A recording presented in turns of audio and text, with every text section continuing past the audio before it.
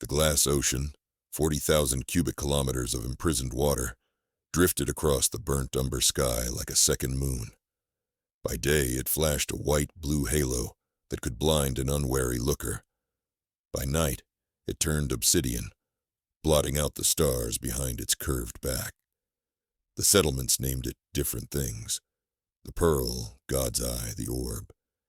But Lise Aruban preferred the ancient word ocean because it reminded people that what floated above their cracked tongues had once touched every shore. She stood on the parapet of a ruined desalination plant, 3 kilometers outside the settlement of Sandrift. The place had not produced a drop in 20 years, yet the smell of salt still clung to the rusted vats. Beneath her, the market stalls waited for tonight's ration. Wax-lined gourds filled with contraband water, no thicker than her wrist. A crowd of children lingered nearby. Chalky lips parted. They watched the sky the way desert hawks watched mice. A thin chime sounded in Lice's ear, Pira on the short band. Convoys cleared High Ridge. Dust plumes mean corporates. You still want to unload?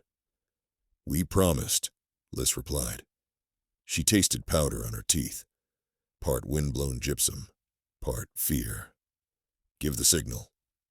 A minute later, the Seish, their spider-shaped courier drone, swooped under cover of a dust squall and jettisoned its cargo. 10 gourds that hit the earth with muffled thumps. The crowd surged. Lice scanned the horizon for the Orbis Corp security skiffs, rumored to patrol this quadrant. But none appeared. Still, 200 liters was a speck set against the thirst of 1,000 throats. It always felt like stitching a sandstorm with a single thread. That night, seated around a solar lantern in Sandrift's dome-shattered courtyard, Lisa's crew tallied their credit chips. Kano, scarred veteran of the Equatorial Rebellions, flipped a dented coin across his knuckles. Profits are down a third, he said. The Corp tightened quotas again. Pyra, all elbows and luminous eyes, exhaled sharply. We need a deeper strike. A real siphon run, not scraps off a freighter valve. Their pilot, Dagon, rubbed a tremor out of his hands. He was nearly 60 and had flown every atmosphere the planet still owned. Deep means tether level, he muttered, and tether level means orbit. They'll flay us if we're caught drilling the shell. Liss's gaze rose through the broken ceiling to the crystalline orb adrift among dying constellations. Then we don't get caught, she said. Silence settled. The desert wind rattled 100 shards of glass in the ruins, making it seem as if the world applauded or trembled. They could never decide which. 2 cycles later, they guided the battered shuttle Vesper toward the planet's terminator, where day bled into night, and Orbis Corp's elevator tethers hung like obsidian spears. Each tether connected to a docking collar, embedded in the glass ocean's equator. Through those collars, the corporation drew lifeblood, pumping small shipments earthward to its fortified reservoirs, selling drips at the cost of memories. Inside Vesper's hold, Pira adjusted the diamond-tipped microdrill, no longer than a child's finger. 10 microns past the shell. Any more, we crater the thing. Kano secured the vacuum hoses that would snake from drill to storage bladders. We skim 500 liters and run. No heroics. He looked at Lice when he said it. She pretended not to notice. In her vest pocket, she carried a thin slate containing data stolen off a smuggler killed last month outside Meridian City. The slate spoke of a hidden ocean current, not inside the orb, but beneath the corporation's coastal enclave. Evidence Orbis had begun to reseed private seas for its board. The theft of 500 liters would sting, but proof of that betrayal could ignite a fire. Vesper punched through the thinning troposphere, and the sky turned an uncanny black-violet. The planet below resembled cracked skin stretching to every horizon. save for faint auroral ribbons around the poles where the last ice had died. Above, the glass ocean swelled to fill the cockpit window. Its surface was not smooth, but faceted with reinforcement struts, each one labeled with serial codes and inspirational slogans, preserving tomorrow, stewarding life. Dagon matched spin with the orb, flipping Vesper on her belly, so the magnetic feet could kiss the shell. The clunk reverberated through their bones. Windows 2 minutes, he warned. Automated sentry drones followed predictable arcs. For 120 seconds each half hour, a blind seam opened. That seam had cost them 3 months of bribes to learn. Lys and Pyra exited the airlock. Vacuum sucked the sound from their every motion, leaving only the thrumming of suit pumps. They shuffled across transparent immensity. Beneath their boots shimmered submerged mountain ranges, algal blooms the size of cities, and a vortex of dolphins frozen mid-migration when the ocean had been scooped from the scarred earth 90 years ago. Pyra located a maintenance dimple. She set the micro drill and tapped the initiator. A heliotrope glow erupted as the bit bit through crystal that had withstood meteor storms. 10 microns, 15, 20. The gauge blinked green. Supercompressed salt water jetted into the hose, racing toward wobbly polymer bladders magnetized to the hull. Lys watched the numbers climb. 100L, 200L. At 420L, an alert flashed, not on her suit, but across the inside of her mind, an intuition sharpened by a decade of heists. She twisted and saw a glint rounding the curvature. A sentry arriving early. Lys shoved Pyra. They clambered for the airlock, hose still draining. In vacuum, they did not hear the drone's railgun discharge, but saw the flash. A slug, a fleck of tungsten no bigger than a seed, pierced the first bladder. Water blossomed in globules that sparkled like newborn moons before boiling away into space. Dagon sealed them in as the hull rang with ricochets. He fired retros.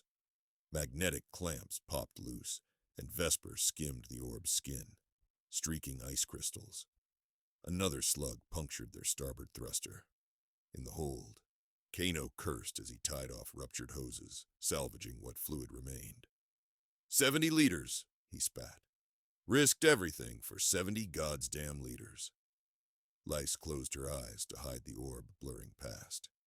What gnawed her was not the loss, but the speed at which the drones had reacted.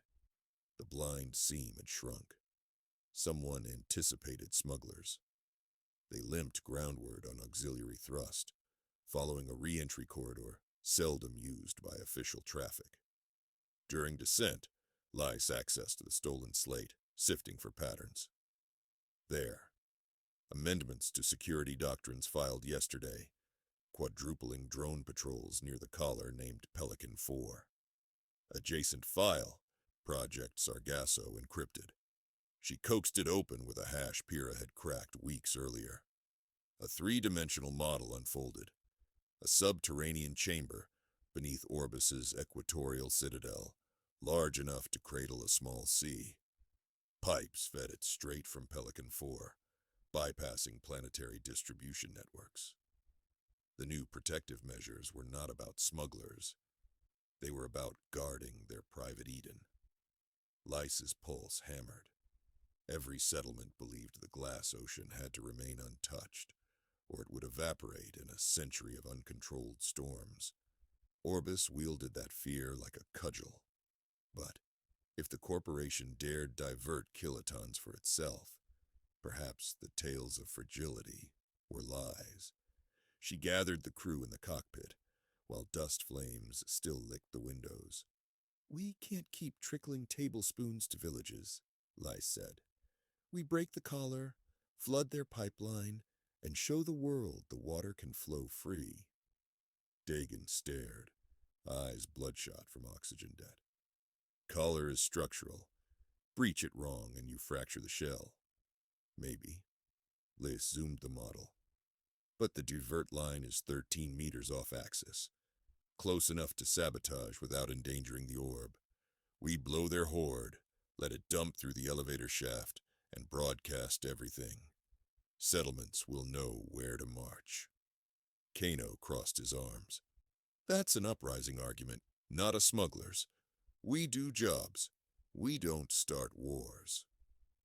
Pyrrha flicked water from her glove, one of the last precious droplets clinging there. I'm with Les. The ocean belongs to all of us, or to none. Arguments raged during the fall through clouds. By the time they touched down at their canyon hideout, the vote came 3-1 in favor. Kano stalked out to cool his rage among night-blooming cacti. They spent 4 days scavenging explosives from collapsed mining rigs and stitching a worm that would hijack Orbis emergency channels. Dagon overhauled Vesper's wounded thruster, welding with hands that shook less when given purpose. Kano returned, offered no apology, but helped lay charges. In his silence, they heard commitment. Launch night unfurled beneath a meteor shower. Spent fuel tiers shed by other shuttles, hauling riches to corporate lofts. Vesper rose again, patched seams glowing white from friction. No one spoke until they reached Pelican 4's docking ring. Orbis had upgraded the collar into a fortress since the last survey. Triple sentry batteries, lattice shields, bright arrays of sensors like spider eyes. Yet neither design nor budget anticipated an approach from below. Using thermal cloaks, Vesper coasted up the dark side of the tether, masked by its own shadow. Meters before contact, Kano emerged via maintenance sled, propelled by nitrogen puffs. He carried 2 satchels of shaped charges. Lyse accompanied, her gauntlet holding a transmitter keyed to their broadcast worm. They landed on a catwalk that girdled the collar. Humming pipelines vibrated through their boots, ocean water, hundreds of tons per minute, sucked from orbit down to secret reservoirs. The guard rotation was light. After all, no commoner could dream of reaching such heights. Inside a conduit junction, Kano knelt and placed the first charge. "Timer is 3 minutes," he said, voice muffled inside helmet glass. "Enough to get clear." Lyse traced a gloved hand over the pipeline's frosted surface. She imagined waves colliding, silt suspending, life awaiting rekindling. When the blast ruptured this vein, gravity would pull a waterfall 36,000 kilometers long into the deserts below. Most would vaporize in descent, seeding clouds that might rain for weeks. The rest would erupt from tether bases, unstoppable, unbottled, unpriced. They planted the second charge near the collar's data nexus. Lyse patched in and uploaded the virus. Across the bandwidth, she heard a choir of station AIs crackle with alarm. Red lights strobed. Time accelerated. "Back to Vesper," Kano urged. They propelled along guide rails as klaxons spun. Drones spilled from hatches like hornets. Vesper's belly airlock yawned. Dagon's voice crackled. 2 minutes to friendlies at Quadrant 7. Friendlies? Lyse frowned, until the scanner painted contacts ascending on crewed jets. 6 ragtag craft, other smugglers, drawn by the open broadcast of Orbis's secrets. Pyrrha must have triggered it early. Allies or liability? No way to guess. They dove inside. Dagon punched engines before the lock sealed.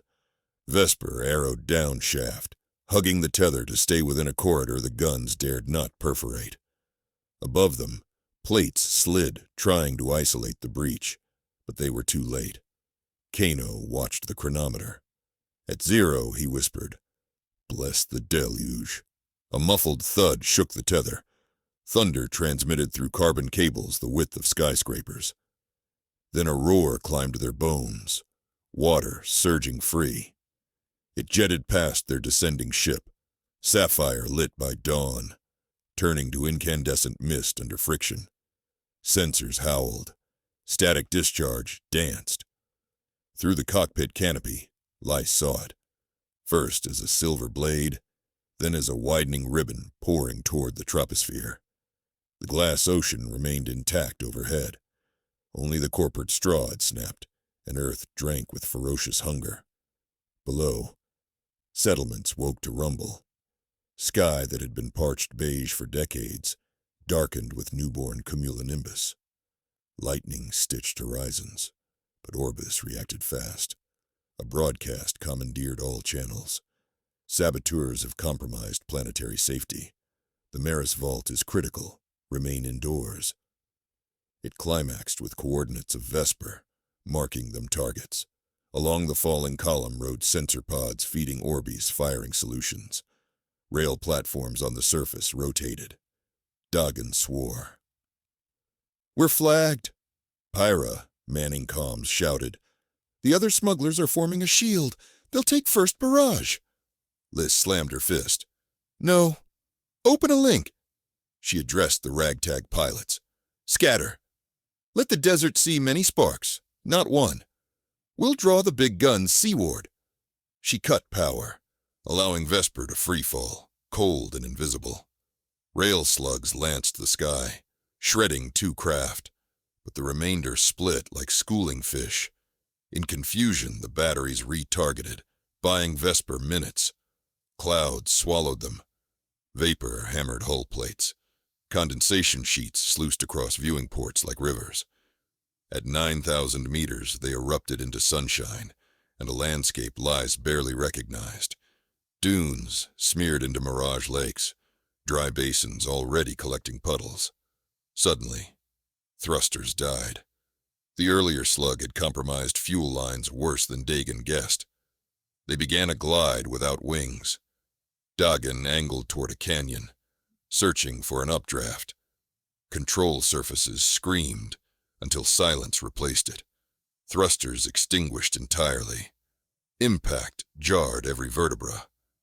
The ship slid, carving a furrow among sandstone spires before settling with a hiss of cooling metal. Outside, rain pattered for the first time in generations. In the uncanny hush, they checked each other for injuries. Bruises, broken pride, nothing fatal. Water pooled in buckles of hull plating. Pyra dipped a finger and laughed, a sound edged with disbelief. Kano tilted his head back and let drops strike his scarred face. Dagan, hands trembling uncontrollably now, simply wept. Lyce exited through a ragged tear in the fuselage. Wind carried the scent of petrichor. Words she knew from antique books, smell of dust meeting rain. Across the canyon floor, agave and beryl cacti unfurled pores, drinking sky. But above the euphoria, engines approached. Orbis dropships, sleek and gunmetal, descending through curtains of rain. "We're not done," Kano growled, retrieving a rifle from a crushed locker. Lyce raised a hand. "Weapons won't win today." She activated her suit's transmitter, still linked to every hijacked channel. Before corporates could jam her, she spoke. "People of the desert, of the ice-lost poles, of the factory warrens, you have been told Earth cannot hold her ocean. Look up. Feel your skin. The water is yours, was always yours. Orbis will claim we doomed the world, but they feared you discovering hope, not catastrophe. Come stand with us before they bottle the sky again." Her voice echoed from radios, from hacked billboards in distant market squares, from earpieces of guards stepping onto the wet earth for the first time since childhood. The first dropship landed 100 meters away. Soldiers emerged, visors fogging in the cool air. One lifted a megaphone but hesitated as rain peppered his cheeks. He raised his face as if trying to remember. Behind Lyce, footsteps squelched. Villagers from hidden ravines, already arriving with makeshift weapons and empty jugs. Among them, the children from Sandrift, mouths open, tasting rainfall. Orbis officers barked orders, but even amplified voices felt brittle in the deluge. Armor plates rusted in seconds, optics blinded by beads they had never needed to wipe away before. Kano whispered, "One spark and this becomes massacre, or miracle," Lyse replied. She walked toward the soldiers alone, palms open. Dagon and Pyrrha followed. Soon the villagers formed a tide around them. The soldiers raised rifles. Water dripped from muzzles. One rifle lowered, another. A chain of choices invisible until it became history. Thunder rolled not from guns, but from heavens. On distant horizons, more jets of seawater erupted, where other smugglers had struck new collars, each cascade feeding storms that marched upon corporate bastions. A planet once beige and silent found its voice in rushing torrents and the chatter of hope. Hours passed before Orbis leadership issued a ceasefire, offering dialogue concerning equitable water stewardship. No one cheering in that canyon cared for the phrasing. They cared for the puddles around their boots growing into streams. Night arrived garlanded with lightning. Lys sat atop Vesper's battered hull beside Pyrrha, who monitored orbital feeds. The glass ocean glittered calmly overhead, missing only the straws stolen from it. It looked less like a prison now, more like a promise sheathed until humanity chose how to share it. "Think it'll hold?" Pyrrha asked softly. "For a time," Lys said. "Enough to teach us rivers again. After that, we decide whether we still need a sky-caged sea, or if we dare bring the whole thing home." Below, children leapt across rivulets, inventing games their parents had forgotten. And somewhere in the dark, Kano tuned a worn harmonica, letting notes rise to mingle with the scent of wet earth, telling the story of a world that had been dying of thirst until thieves broke heaven's jar and gave it back its rain.